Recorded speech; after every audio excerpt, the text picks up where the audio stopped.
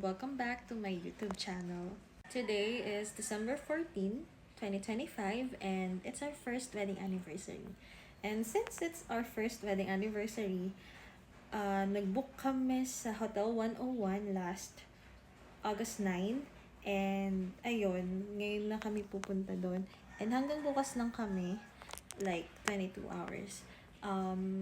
Unfortunately, bawal ang dogs. So, sa mga nanonood po sa akin, alam niyo naman po na we have 2 dogs, si Coffee and si Sugar. And, ayun, since bawal sila, naghanap kami ng mapapagstayan nila na pwedeng magbantay sa kanila. And, ayun, may nakita yung asawa ko na pet hotel. And, eto po yun. So, samahan niyo po kami. Nadalhin dito ang aming dogs after namin maligo and mag-prepare.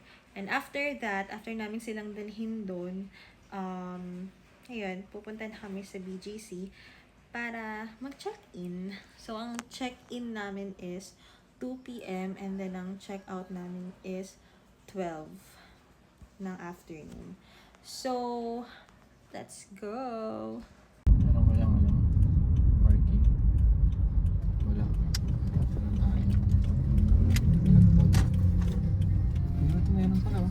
Oo, kasya yan. Sama? Balagbag na lang dito. Tagalid ka naman ako. Walang nagkakasama dito.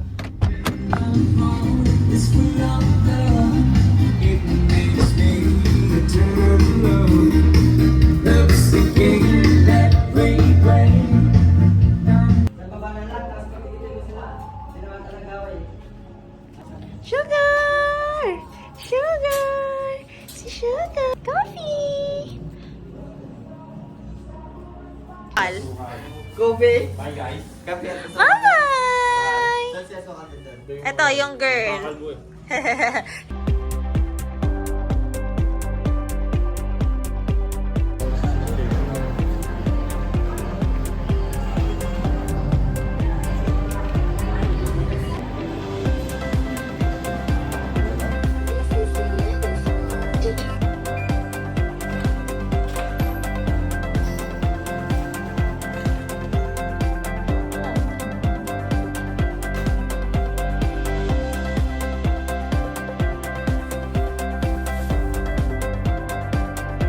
After namin malagay sa hotel yung mga gamit namin, nagyaya yung mister ko dahil may wedding anniversary gift daw siya sa akin. So, naglakad kami dahil walking distance lang ang market.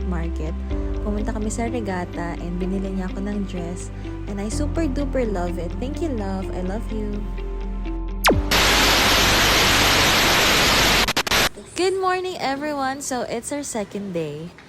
And we have free breakfast buffet sa 3rd floor. So yan, bumaba kami ng mister ko and kakain na kami. So let's all eat together. Samahan niyo kami kumain.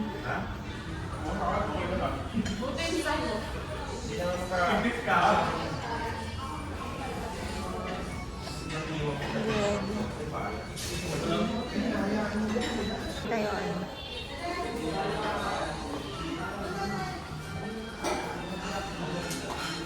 May salad.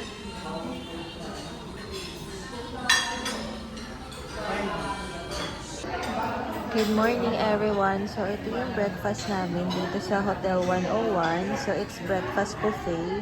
Ito yung sa mister ko and ito yung sa akin. And actually, hati pa rin kami dyan. So, ito din yung view namin. Super ganda. And sorry, medyo maingay. Hindi ko dala yung mic ko. Ayun yung view. Kitang-kita yung SM Aura. Super lapit lang. As in, walking distance lang. And then, market. Yan.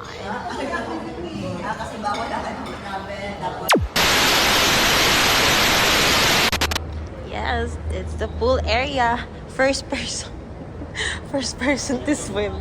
Shower. CR. CR ka?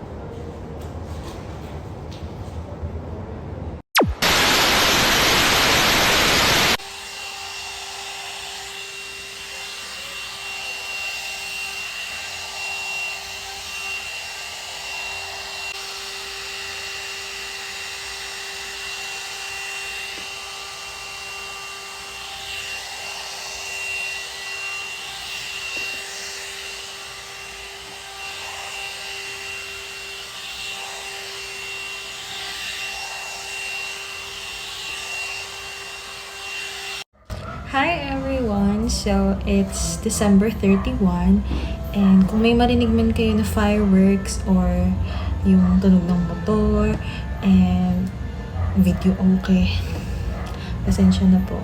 At magbabagong taon na po kasi. So yun, pakinggan nyo na lang po ako kahit medyo mahina yung boses ko dahil nasira po yung aking mic. Sorry. So yun. Anyways, December 31 nga ngayon and last take ko ng video for this vlog is December 14. Pasensya na hindi ako nakapag-video ng Christmas kasi sakit yung balakang ko. Hindi ko makatayo. Nakahiga lang ako buong araw and sakit din ng ulo ko. So, yun. Yung title ng vlog na to, as you can see, first anniversary vlog plus big announcement. Ano nga ba yung big announcement? Ano? Dora yun? So, ito na ang big announcement natin. Anyway, binlow dry ko nga pala kanina to sa first script. Ito lang yung binlow dry ko para magka-volume lang. Para hindi siya flat na flat sa video. Ganun kasi pag wet look yung excuse me, kapag basang-basa yung hair, parang flat yung hair sa vlog. So yun, ito na ang aking big announcement. Nasa loob ng envelope nito. Ito na. Handa na ba kayo? And yeah! I'm pregnant! So, bukas, January 1, 2026, 19 weeks na ako. And I'm so happy na dahil na-survive ko ang first trimester na pagsusuka at pag-titiis. Grabe talaga yung first trimester ko. Share ko lang. Sorry. Nagagalit talaga sa fireworks yung isa sa mga dogs namin. So, yun. Kaya masakit yung aking balakang at ulo nung Pasko dahil meron na po akong dinadalang bata sa aking sinapupunan. So, yun. Yung first trimester ko, sobrang pagsusuka ko. Okay, ikikwento ko muna kung paano ko nalaman na pregnant ako. So, September 17, sakit ng puso ko. Ang sakit niya, pero tolerable kasi mataas yung pain tolerance ko. And then, naisipan ko lang mag-PT since meron akong stock ng pregnancy test dito sa may CR. Sabi ko, gusto kong mag-drink. Gusto ko mag-drink kasi September 20 ang birthday ng aking mister. So sabi ko, para safe lang kasi delay nga ako. Tapos gusto kong mag-shot. So, para safe lang. And hindi na ako nag-take ng video kung paano ko nalaman na pregnant ako and positive yung pregnancy test ko. So, kaya hindi ko ginawa yun dahil ayoko na ma-disappoint. Kasi ilang beses akong delay tapos negative. So, yung una kong pregnancy test is September 5, negative. And then, September 17 na yun, sumasakit yung balakang ko tsaka yung puson ko. So, sabi ko, para safe, magpa-pregnancy test ako. So, di ako nag-take ng video and then, itatapon ko na dapat yung pregnancy test ko. Tapos, nakita ko, faint line, may faint line siya. Hindi lang siya isa, dalawa siya, pero malabo yung isa, kaya nga faint line. So, gusto ko pa sana mag-test ng isa pa, pero natapon ko na yung P. And mali yung pag-take ko ng pregnancy test. Ang ingay ng fireworks, pero sorry, pakinggan nyo na lang ako. So yun, mali yung pag-pregnancy test ko, mali yung pag-test ko. Dahil dapat unang ihi sa morning, tas wala ka pang kinakain or iniinom. Ay, yung sabi nila sa akin. Eh, nung September 17 ng alas 12 yata, nagising ako. And then, yung mister ko nag-work dito sa bahay. Tapos, sabi ko sa kanya, gusto ko ng pancit canton at saka iced tea. So, iniwan niya saglit yung work niya. Binili niya ako. And then, nagluto ako, kumain ako. Nung inantok na ako, na tulog na ako. Paggising ko, ayun, masakit puson ko. Tapos yun, may pregnancy test ako and may faint line. So, minessage ko agad yung friend ko na buntis din. Tapos sabi niya, i-confirm daw niya sa atin niya na buntis din na manganganak na nung time na yun. Oh my gosh!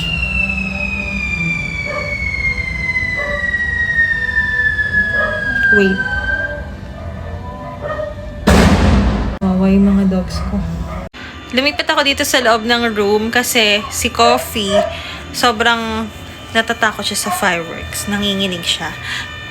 So, ito siya. Yan, nasa tabi ko lang siya. Sumisiksik siya lagi. Nagpapakarga. Si Sugar, sobrang tapang nandun siya sa may labas ng kwarto. Tinatahulan niya, inaaway niya ang mga fireworks at lahat ng mga maiingay sa paligid. Ngayon, medyo tahimik yung kapitbahay, kaya tahimik din siya. So, continue na natin yung chikahan natin kanina. Finorward ni ate, hindi ko na muna yung babanggitin kung sino yung friend kong buntis. Finorward ni ate sa ate niya yung hinihingal agad ako. Ganito daw talaga kapag preggy, parang konting lakad, konting salita, hingal talaga. So, yun.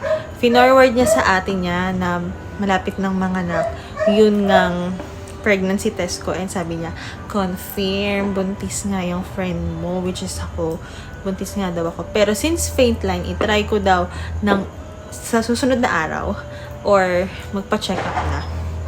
So, ako, kinabukasan agad.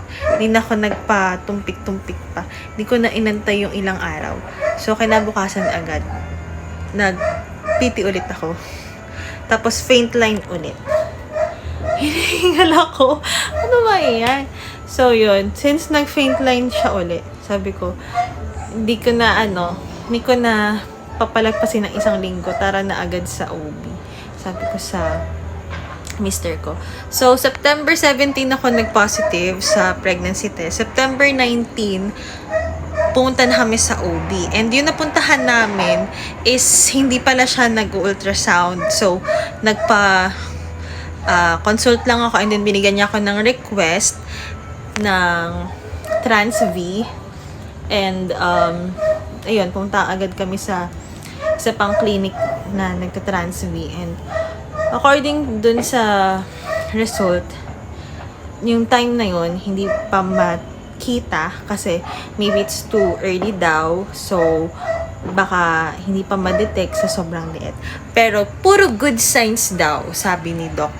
So, ayun talagang pinangahawakan ko na. Ang sabi ni Doc, puro good signs daw.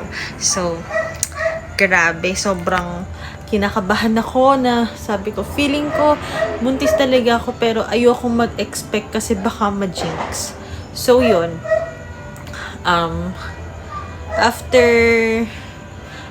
nung time na yun, ang dami kong research, ang dami kong pinanood na videos, and then nakita ko, meron mga 6 weeks to 8 weeks, walang heartbeat, walang baby pang makita. So, sabi ko, okay, tsaka na tayo bumalik. Sabi kasi parang, after 2 weeks, balik daw kami. So, sabi ko, hindi natin susundin yung 2 weeks. Balik tayo November. Sakto natin siguro parang mga after 1 month. So, yun. Parang kinumpit ko nga na 1 month nga yun. So, ang ending, bumalik din kami agad ng nakalimutan ko kung anong date yun. Pero hindi na kami umabot ng November. Kasi nagsusuka na ako. Excuse me, kakakain ko lang kasi. Nagsusuka na ako. Yung mga symptoms na ng pregnant na experience ko na. So, yun nga, nagpa-check ako sa ibang OB na meron ng Trans-V or any ultrasound. Ayun, my gosh, pag naalala ko, natatouch lang ako kasi sobrang pangarap ko talagang maging mommy. Kasi kasal na din naman kami, so nasa right age, nasa right time, 'di ba? So talagang ipinagkaloob talaga ni Lord ang araw na 'yun dahil gusto ko lang naman malaman baka mamaya may iba akong sakit or what. So, ayun, sinabi ko lang na susuka ko, ganyan. Pagka-check sa akin ni Doc, sabi niya, 8 weeks na and may heartbeat na. So, tuwang-tuwa talaga ako nun. And then, ayun na. To make the long story short, 19 weeks na ako bukas. So, yun. Yun lang ang ating not so big announcement. So, I'm really happy. Actually, wala dito yung mister ko ngayon. Kanina nung unang kong take ng video nung hindi pa ako lumilipat sa room, natutulog siya. Ngayon naman, binibili niya akong yogurt kasi gusto ko talaga ng yogurt. So, yun lang. Hinihingal na si Buntis. And, i-upload ko to ngayon din kasi bago matapos ang taon na to, gusto ko masabi ko sa inyo, ma-share ko sa inyo. And may vlog ako sa December 2025. Okay, bye guys! Thank you for watching!